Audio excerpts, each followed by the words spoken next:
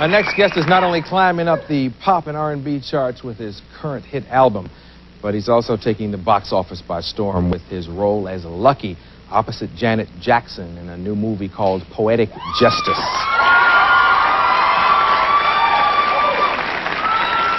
You all probably remember him from Juice, but let me show you a clip of his latest work. What's your name?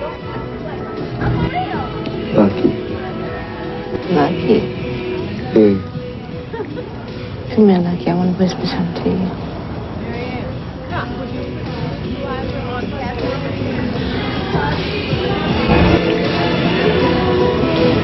Let's cut the bullshit, okay? Now, what do you really want from me? You want to smell my punani? Yeah.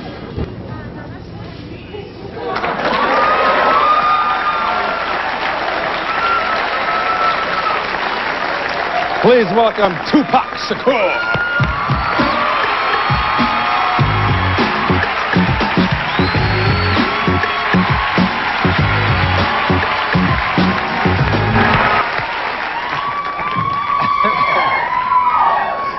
See, I get a feeling there are two Tupacs.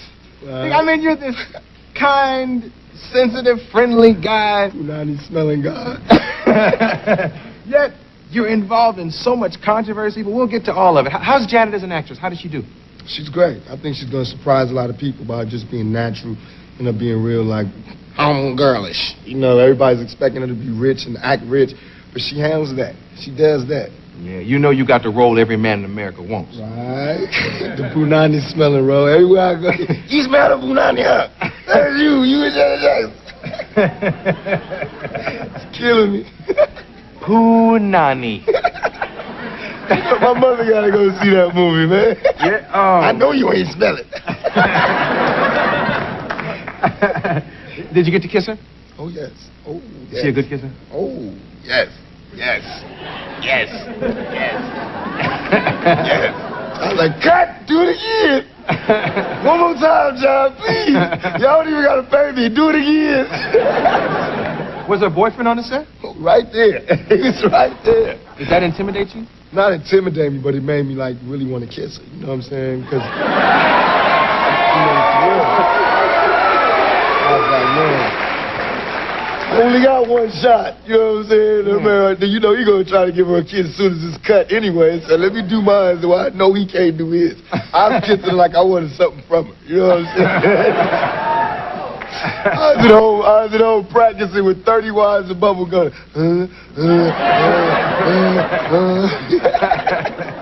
She gonna get it. I was watching TV this weekend, and there's this whole controversy about the AIDS test. What happened? Okay. Somebody came to my trailer, the director of the film, John. We need you to take an AIDS test because you're going to kiss Janet. Q-Tip just kissed her. She caught a cold or something. You know what I'm saying? That's what they said. And I was like, well, am I going to really, you know, do it to her? They said, no. I said, well, ain't no need for me to take a test. He left. The producer came in. You know, the white guy, you going to do it? No. You know what I'm saying? He left. Somebody else came in. So, everybody's trying to do a roundabout. My manager, my agent. So far, I was like, no, I'm not taking the test. If I'm going to get to really late with her, we could take 4 tests. If she really want to be show, you know? But other than that, it's disrespectful to me. You know what I'm saying? It just made me look at her like, what? You know what I'm saying? So it's like, plus I heard she said I was lying. Her people said I was lying about the test. I don't lie. I'm real, too real. So she need to check that. Check her people and check who said it. Yeah. I was in the monologue last week talking about this article that was in the paper where the guy killed an officer and then said it was because of your lyrics. I guess the actual tape was in the car or something. I got it bad, man. Yeah, it's so much stuff, man. Got it bad. Who do we get? Who got the craziest name? Tupac. Got him. When you read that, what did you say? I said, whoo. I mean, I got beat up by the police before. So to me, I felt like, whoo. But I didn't do it. So I felt like, you know, whatever he got to do to stay out the death penalty or whatever, let him do it. You know, I understand where you're coming from. Yeah, you know? But you know what the judge say? Yeah. Mama said lock you up. Guilty. Now, rap that. That's it. Guilty. Yes. But the whole bad part is they was bothering me, and I had the vice president on TV talking about taking my record off the shelves, police, you know, every time they see me, they think I'm a cop killer. I never kill what I do. Just because somebody just put my name into something, there's really no way, you know, to get around it except to keep struggling, you know. It's people that struggle harder than me and go through things harder than me, so it's a small thing. You had a suit against a police department for brutality, right? Oakland Police Department, they beat me up pretty bad. For nothing. For jaywalking. But it's cool. For jaywalking? Yeah, I got revenge on their ass now. What was the revenge? You know, they beat me up in that city, took me to jail. I was back within 2 months doing a major motion picture with Janet Jackson, and they had to protect me. We was hiring them, and I was the star. So, you know, and I was on the set. Police telling me, where you going? I'm telling them, I'm not coming out my trailer till this cop is off the lot. I'm not coming out my trailer doing their scene till he leave. And they got to make the cop go. Well, the movie can't go on. So I got revenge. Then I left, skied up, and I'm just talking about the police. You know?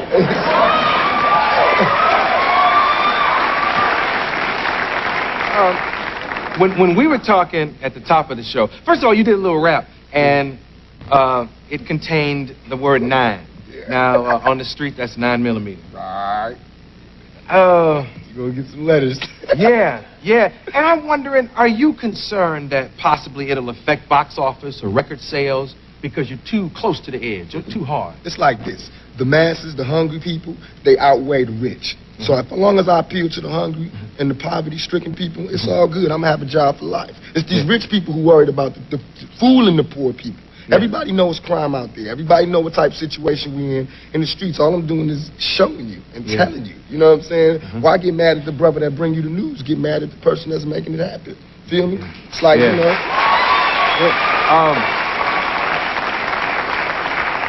know. There's a weird game that goes on because now, as a result of your art, you're becoming one of the rich. Yes. Not rich, but they giving me checks more often.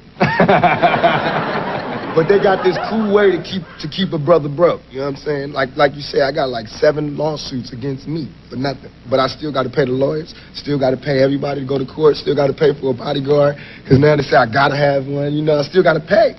Yeah. You know, it's just more bills. They give me more checks, but they also give me more bills. Yeah. People stealing my car, you know, all that type, stealing my radio. I just got my little radio store. I had to get another one, but it's cool. I'm going to find who got my radio, trust me. I got a low jack on it. I'm going to find it.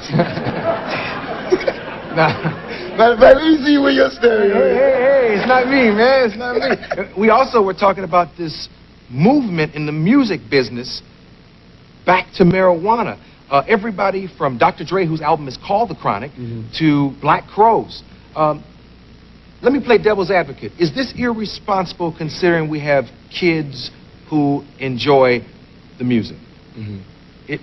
Well, it's like this. It's like parents have to do their job. You rappers. We can only do things rappers like Charles Barkley said, you know, he play ball, y'all be parents. And it's like that. It's like we rapping about how we feel. We really do smoke weed. You know? We really do see that as a way for us to calm these riots that we hear in our head. You know what I'm saying? So it's like, so our job is to talk to the youth. When we talking to the youth, we tell them, man, we got it bad. But we sitting there smoking this weed trying to get through it. You know what I'm saying? It's telling them, stop killing each other, man. Let's just smoke a blunt.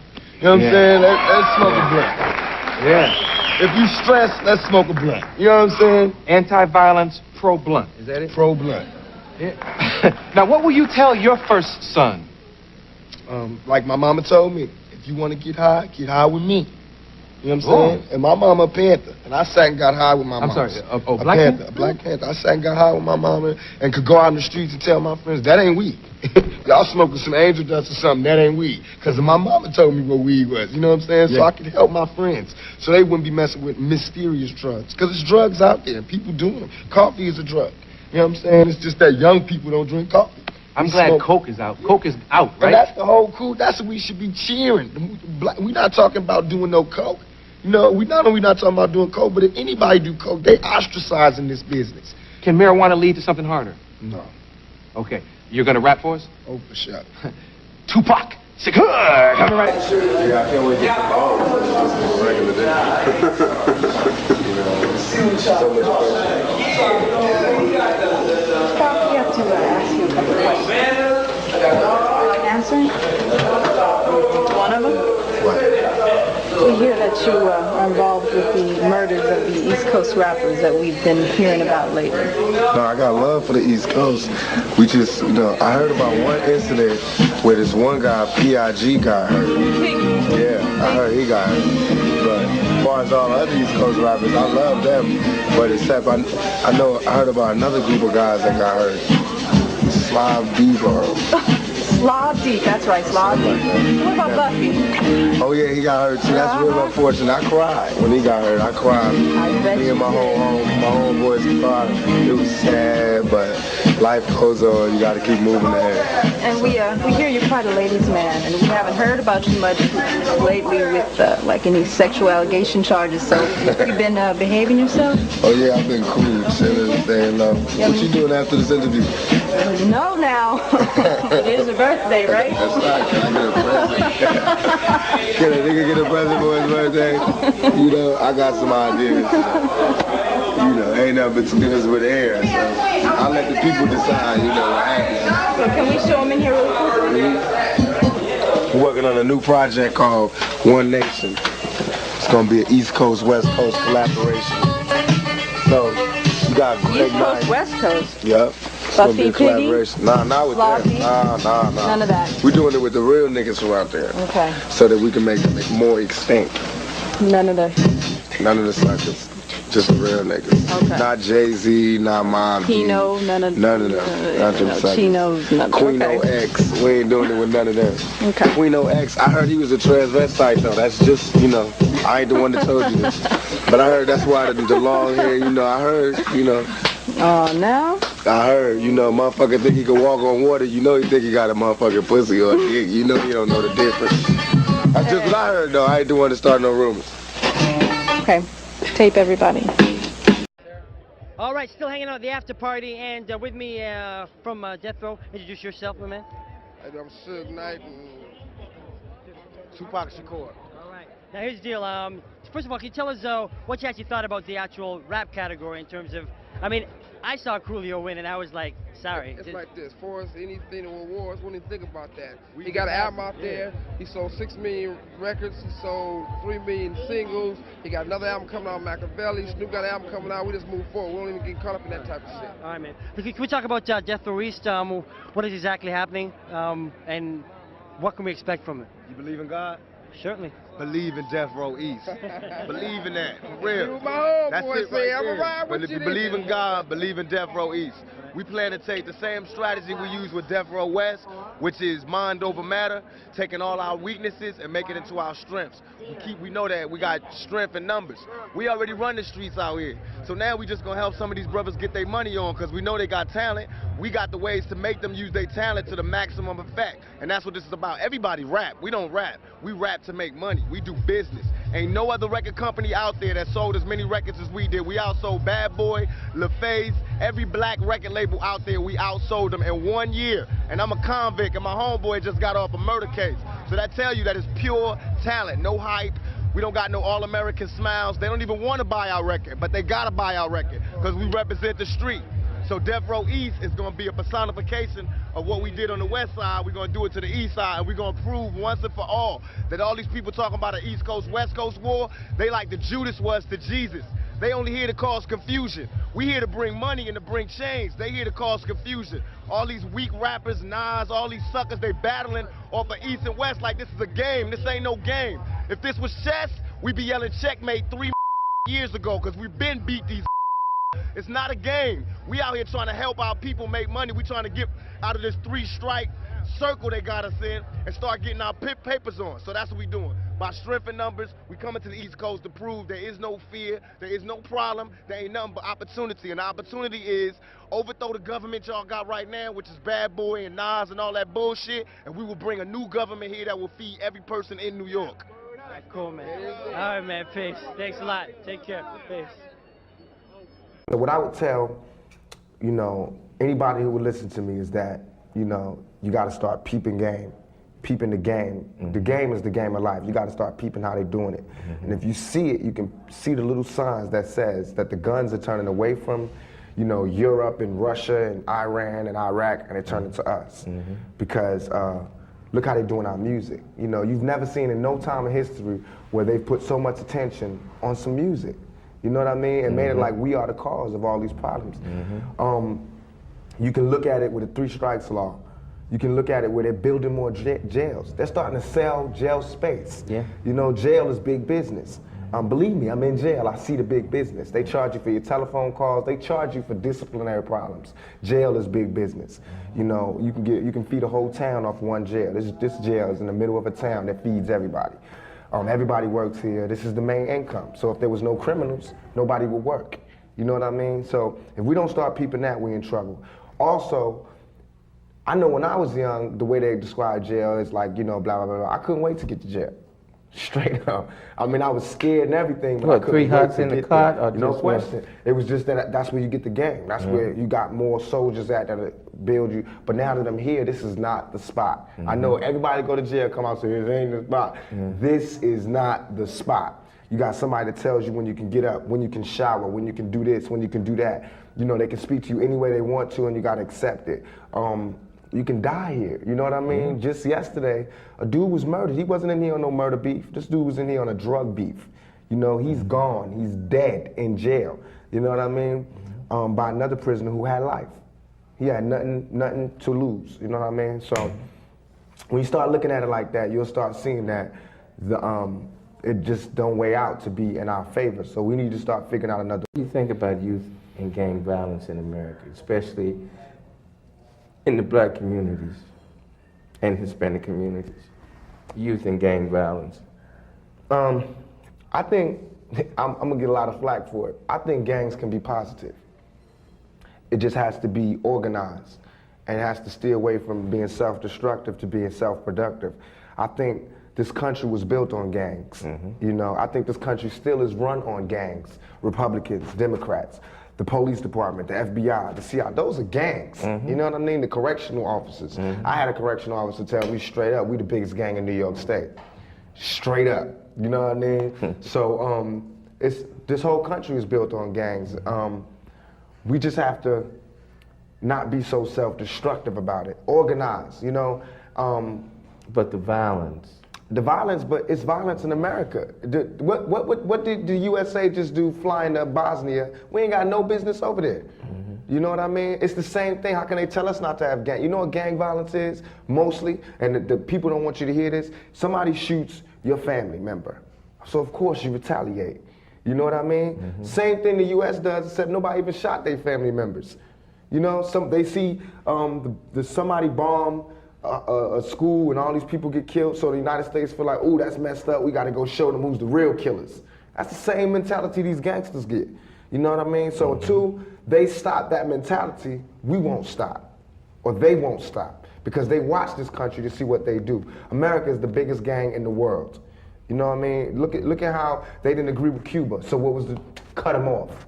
That's what we do in the street. We block things off. I want to say stop the violence. I want to say the violence ain't good. And why can't you say that then? Because that's not realistic. I know it's not good.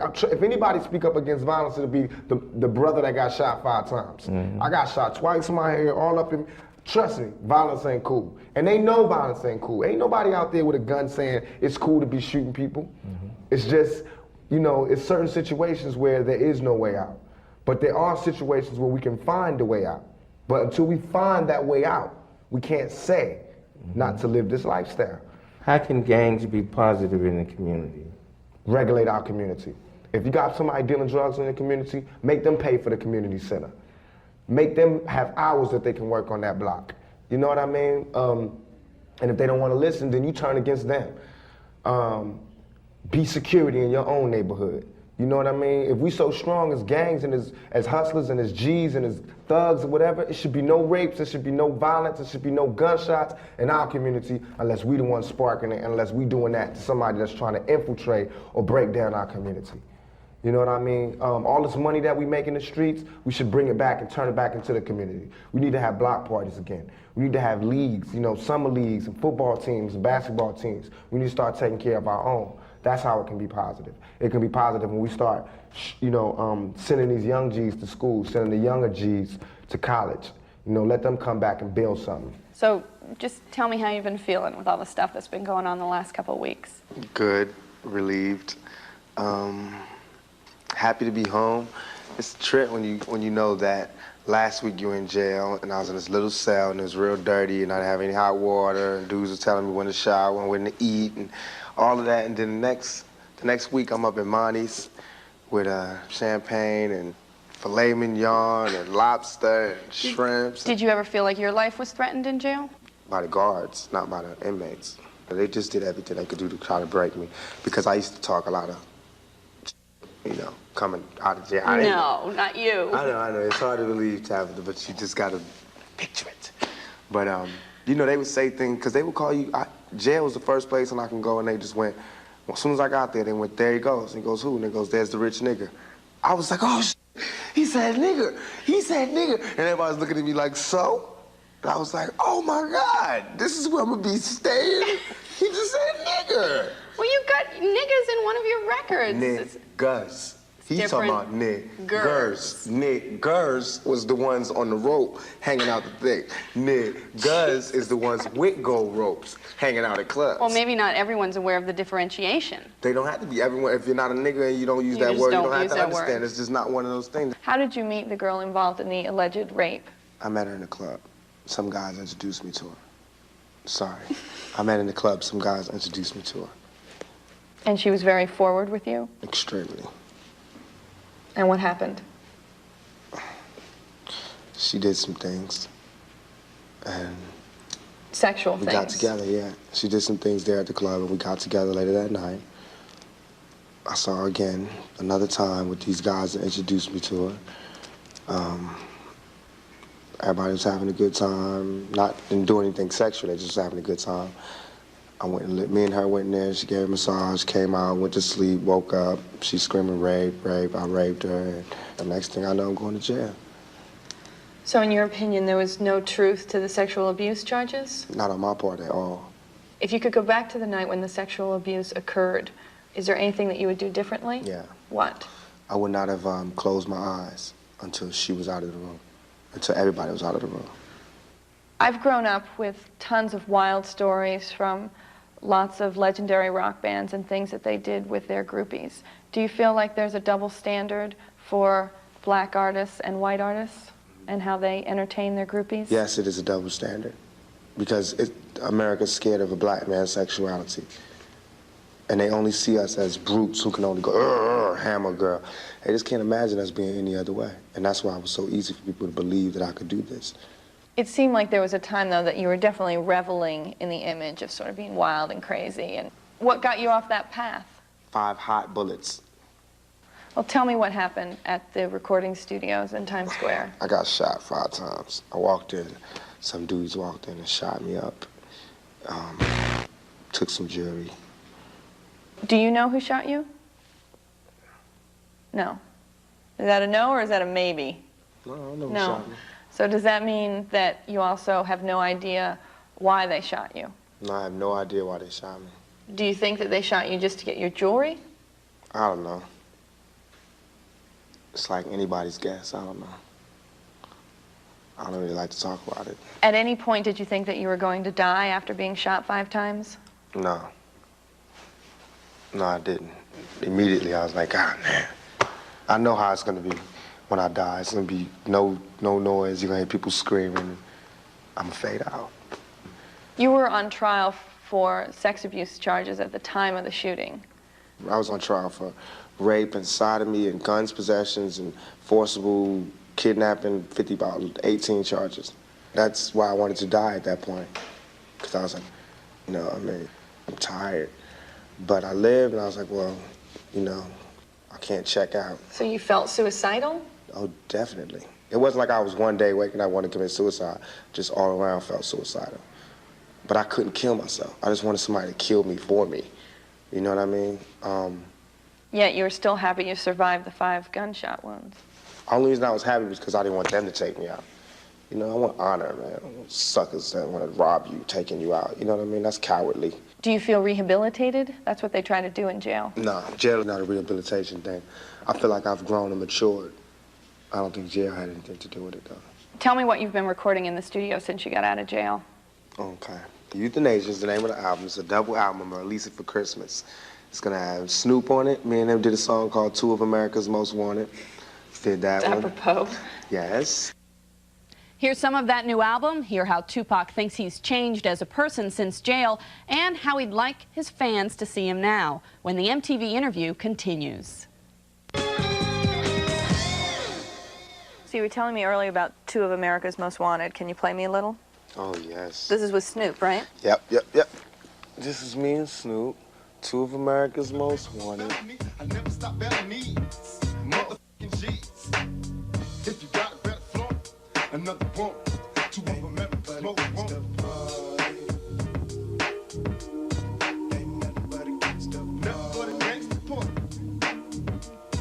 Ain't nothing but a gangster. Nothing but a gangster boy. It ain't nothing but a motherfucker. How long did it take you to record that? Was it just one day in the studio? One day in the studio. That was one of 2 other songs I did that day. Do you feel like rappers should be more responsible for their lyrics? Yes. What would you define as irresponsible? You talk about murder and death, you don't talk about the pain. Or you talk about killing and robbing and stealing, you don't talk about jail and death and betrayal and all the things that go with it. A lot of people would characterize your music as gangster rap. Do you? No. Why not? Marlon Brando's not a gangster actor, he's an actor. Axl Rose and them are not gangster rock and rollers, they're rock and rollers, right? So, I'm a rapper. This is what I do, I'm an artist. Well, what's on this stat that you could play us? This one's called Life Goes On. It's like talking about all the deaths that we have and how you just got to get over it. How many brothers fell victim to the streets? Rest in peace, young nigga. There's a heaven for you. I'd be a lie if I told you that I never thought of death. My nigga, we the last ones left. As I bail through the empty halls, breath stinking in my jaws. Ring, ring, ring. Quiet, y'all. Here coming call. Plus, it's my homie from high school. We getting by. Does anything that Bob Dole says make any sense to you as far as rap is concerned? No, I don't have no disrespect towards Bob Dole. I know he don't know what he's talking about. He's just talking. Some card that somebody gave him. He's just reading off that card. But he's cute, you know what I mean? He's my grandfather. One of the characterizations made of rappers often is that they're very boastful. It seems like right now you're taking pains to be humble and look at things from a very realistic perspective. Is that accurate? Mm-hmm. I think being humble is sexy. That's my new I'm pushing so humble. You're being humble to get chicks? I'm trying to turn you on, Tabitha, as a matter of fact. I'm hoping my humble thing is going to get to you. So you got married in prison. Yes. What happened with that? It didn't work. Not because of her or me or jail. It just wasn't the right thing to do at the time. I married her for the wrong reasons. What were the reasons? I cared about her, but I married her because I was in jail, I was alone, and I didn't want to be alone. And how would you compare how you're handling fame and fortune in 1995 to how you did a couple of years ago? I believe I'm more responsible, more mature, and more focused. And I will be more focused and even more responsible and even more mature in time. It seemed like the two sides of Tupac were constantly battling with each other. One minute you're spitting at TV cameras, the next you're talking about Shakespeare. Have you reconciled those two? Hopefully. I like to think so. I think that I was a reactionary, and now I don't do that anymore. Same person, it's just I don't react. Before I reacted, I didn't like the cameras, I spit. The last time we talked, you said that you were best known for your big mouth. What do you feel like you're best known for now? Taking 5 bullets. That, surviving. I'm known as a survivor now. I hope so. For the jail thing, bullets and everything, controversies and everything. I hope so. And I want to be in the future known as somebody, you know, I want people to be talking about me like, you know, look, remember when he was real bad? Remember when Tupac was real bad? You know what I mean? They do that about a lot of actors now. Like John Travolta, I read stories, it's like, remember you were wild? And all these other people, now they like, they're sweethearts. We all should get that chance. I just want my chance. I can't explain why I shine and no one else shines. I think everybody shines in different things. And a lot of things I can't do. I can't play basketball like every other black person in America. But I can act. I know how to go to that true spot in myself because I'm there every day. I can be me. I can be whoever because I'm true to me. I can go to neutral easily. A lot of people, black, white, Mexican, young or old, fat or skinny, have a problem being true to themselves. They have a problem looking in the mirror and looking directly into their own souls. The reason I sell 6 million records, the reason I could go to jail and come out without a scratch, the reason I can walk around, the reason I am who I am today is because I can look directly into my face and find my soul. It's there. It's not sold. I didn't sell it. It's still within me. I still feel it. My heart is still connected to my body. So I could, any character, I'm going to bring that intensity, that truth, that honesty to it because I have to repay for that blessing from Black Jesus, from God. I have to pay for that by shining.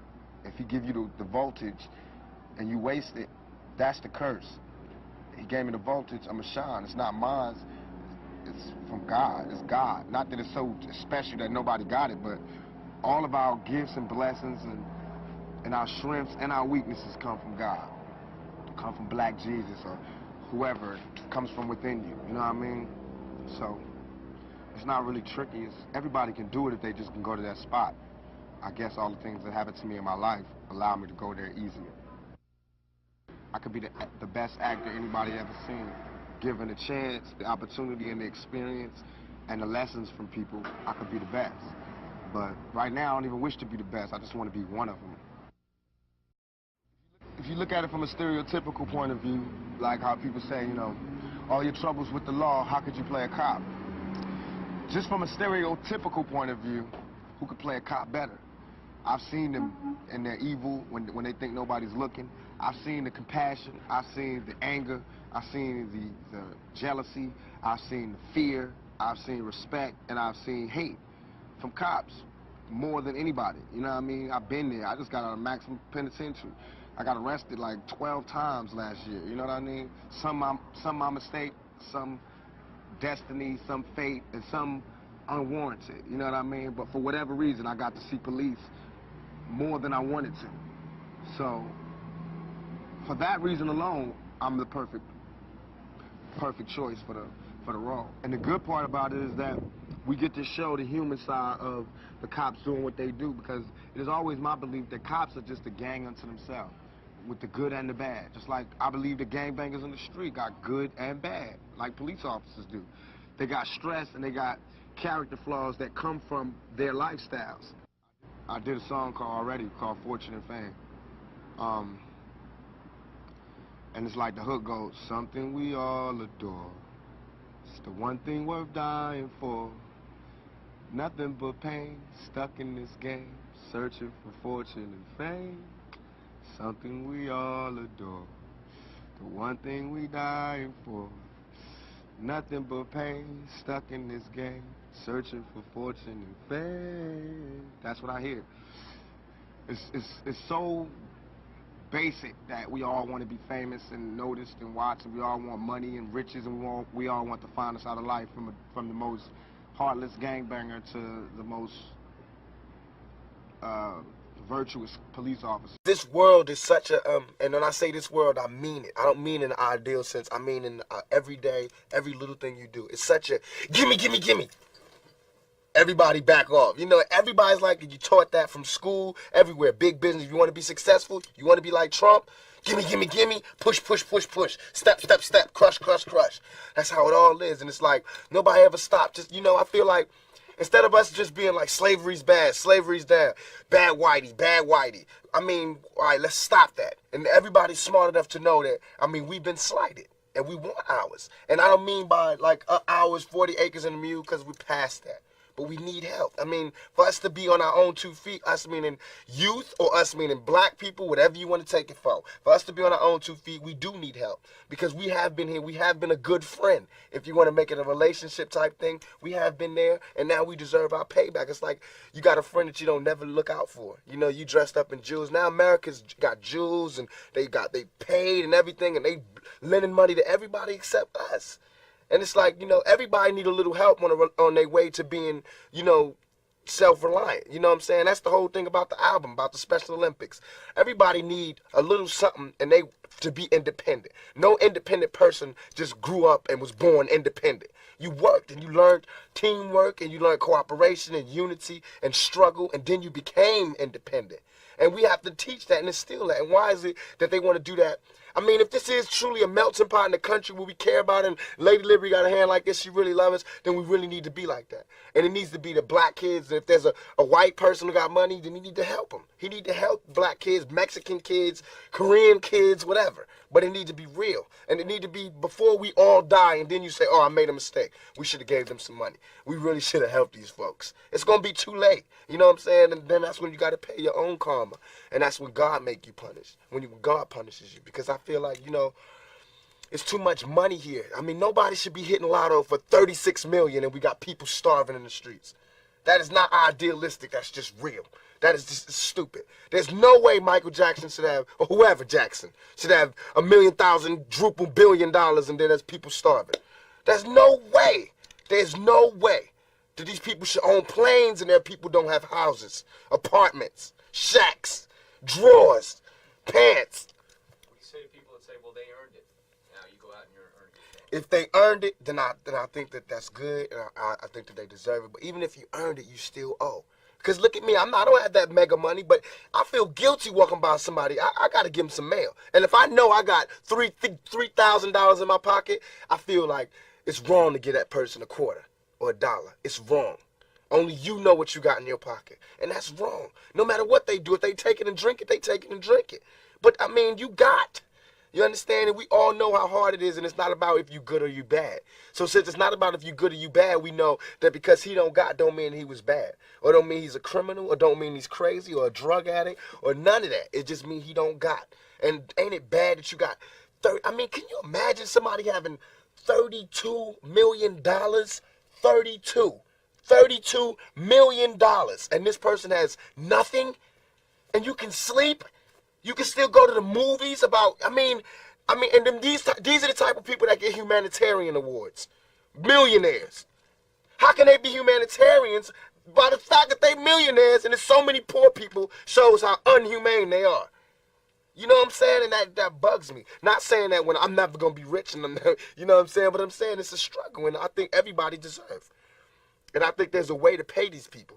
I think there is a way. It just takes to be revolutionary. And it takes to do something out of the ordinary. You know what I'm saying? Like, I think that if we just said, okay, I got an idea. No more porno buildings. You know what I'm saying? Let's build houses. Or no more polo games. Let's build houses for poor people. You know what I'm saying? Or, look, okay, I know you're rich. I know you got $40 billion. But can you just keep it to one house? You only need one house. And if you only got 2 kids, can you just keep it to 2 rooms? I mean, why have 52 rooms and you know there's somebody with no room? It just don't make sense to me. It don't. And then these people celebrate Christmas. They got big trees, huge trees, all the little trimmings. Everybody got gifts, and then somebody's starving. And they're having a white Christmas. They're having a great Christmas, eggnog and the whole nine. That's not fair to me. You know, if I know that in this hotel room they have food every day, and I'm knocking on the door every day to eat, and they open the door, let me see the party, let me see like them throwing salami all over I mean, just like throwing food around. But they're telling me there's no food in here. You know what I'm saying? Every day. I'm standing outside trying to sing my way in. You know what I'm saying? We are hungry, please let us in. We are hungry, please let us in. After about a week, that song is going to change to, we hungry, we need some food. After 2-3 weeks, it's like, you know, give me all the food, breaking out the door. And after a year, then you just like, you know what I'm saying? I'm picking the lock, coming through the door, blasting, you know what I'm saying? It's like you hungry. You reached your level, you don't want any more. We asked 10 years ago. We was asking with the Panthers. We was asking with them, you know, with civil rights movement. We was asking, you know. Now those people that were asking, they're all dead and in jail. So now what do you think we're going to do? Ask? I'm not saying I'm going to rule the world or I'm going to change the world, but I guarantee that I will spark the brain that will change the world. And that's our job, is to spark somebody else watching us. We might not be the ones, but let's not be selfish, and because we're not going to change the world, let's not talk about how we should change it. I don't know how to change it, but I know if I keep talking about how dirty it is out here, somebody's going to clean it up. White folks see us as thugs. I don't care what y'all think. I don't care if you think you a lawyer, if you a man, if you an African American, if you whatever the fuck you think you are. We thugs and niggas to these motherfuckers. You know? And until we own some shit, I'ma call it like it is. How you gonna be a man and we starving? Go ahead. You know? And you can walk by 5 different houses, ain't a man in either one of them motherfuckers. How we gonna be a man? How we gonna be African Americans? And we out here dying. We thugs and we niggas until we set this shit right. Trust me when I tell you that shit. Know that young people are going to look up to you. So you've got to be a role model. That's why you have to be real. A role model. I want to be, instead of a role model, I want to be a real model. Because a role is a role. You know what I'm saying? If I always play like I'm so goody-goody, then somebody see me doing something bad that every human being has to go through, and they're going to go, wait a minute, he ain't cool. You know what I'm saying? Then I'll let him down. But if I be me, I can never let anybody down. Because I'm going to have to be me. That's true. But you say that kind of like do as I say, not as I do. Because you have a message, and you want people to hear that message, but not necessarily to emulate. Right. I don't want anybody to follow me whatsoever. I don't want an army. What I want you to do is to listen. And I'm telling you, in my album, in the movie, in this interview, hopefully I'll show people mistakes I made, and then they don't have to make that same mistake. And by me being real and telling you exactly what I did and not glorifying it or making it look better, then they'll see it for exactly what it was. It's an experience. I'm the religion that, to me, is the realest religion there is. I believe in God. I try to pray to God every night as I pass out. And I think that's, and to me, religion, my idea of religion is this. I think that if you, I learned this in jail, because I talked to every God there was in jail. I think that if you take one of the O's out of good, it's God. If you had a D to evil, it's the devil. I think some cool motherfuckers sat down a long time ago and said, let's figure out a way that we can control motherfuckers. And that's what they came up with, is the Bible. Because if the guy wrote the Bible, I'm sure it would have been a revised copy by now. You know what I mean? Because a lot of shit has changed. And I've been looking for this revised copy, and I don't see it. I still see that same old copy that they had from then. And I'm not disrespecting anybody's religion. Please forgive me if it comes off like that. I'm just stating my opinion. I feel like we get crucified. I mean, the Bible was telling us all these people did this because they suffered this much. That's what makes them special people. I got shot 5 times. 1, 2, 3, 4, 5. You know what I mean? And I got crucified to the media. You know what I mean? And I walked through with the thorns on. And I had shit thrown on me. And I had the thief at the top. I told that nigga I'll be back for you. You know what I mean? And trust me, this not supposed to be going down. I'll be back. So I'm not saying I'm Jesus, but I'm saying that we go through that type of thing every day. We don't part the Red Sea, but we walk through the hood without getting shot. You know what I mean? We don't turn water to wine, but we turn motherfucking dope fiends and dope heads into profitable, productive citizens into society. You know what I mean? We turn money. We turn words into money. You know what I mean? What greater gift can there be? So I believe God blesses us. I believe God blesses those that hustle, those that use their mind, and those that overall are righteous. I believe that your karma, everything that you do bad comes back to you. So anything that I'm doing that's bad, I'm going to have to suffer for. But in my heart, I think what I'm doing is right. You know what I mean? So I feel like I'm going to heaven. You know what I mean? And I think heaven is just when you sleep with a good conscience. You don't have nightmares. And hell is when you sleep, the last thing you see is all the fucked up things you did in your life. And you just see it over and over again. Because you don't burn. Because if that's the case, it's hell on earth. Because bullets burn. You know what I mean? It's people that got burnt in fires. That means they went to hell already. You know what I mean? All that is here. So what else? What do you got there that we ain't seen here? What, you gonna walk around aimlessly, the zombie? Nigga, that's here. You ain't been on the streets lately? You know what I mean? What heaven is now. Look, we sitting up here, live big screen. It's heaven for the moment. You know what I mean? Hell is jail. I seen that one. Trust me, this is what's real. And all that other shit is to control you. If the churches took half the money that they was making and gave it back to the community, we'd be alright. If they take half the buildings that they use to praise God and gave it to motherfuckers who need God, we'd be alright. We be alright. Have you seen some of these goddamn churches lately? It's ones that take up the whole block in New York. It's homeless people out here. Why ain't God letting them stay there? Why these niggas got gold ceilings and shit? Why God need gold ceilings to talk to me? Why do God need colored windows to talk to me? Why God can't come where I'm at, where he sent me? If God wanted to talk to me in a pretty spot like that, why the hell he sent me here then? You know what I mean? That make ghetto kids not believe in God. Why? So that's a wrong religion. I believe in God. I believe God put us wherever we want to be at. Then it makes sense that God will put us in the ghetto. That means he wants us to work hard to get up out of here. That means he's testing us even more. That makes sense. It makes sense that if you're good in your heart, then you closer to God. But if you evil, then you close to the devil. That makes sense. I see that every day. All that other spooky shit don't make sense. And I don't even believe, I'm not dissing them, but I don't believe in the brothers. I was in jail with them and having conversations. Brothers, I'm God. If you God, open the gate for me. Yeah. You know how far the sun is and how far the moon is? How the hell do I pop this fucking gate and get me free up out of here? Then I'll be a 5% for life. But never seen it.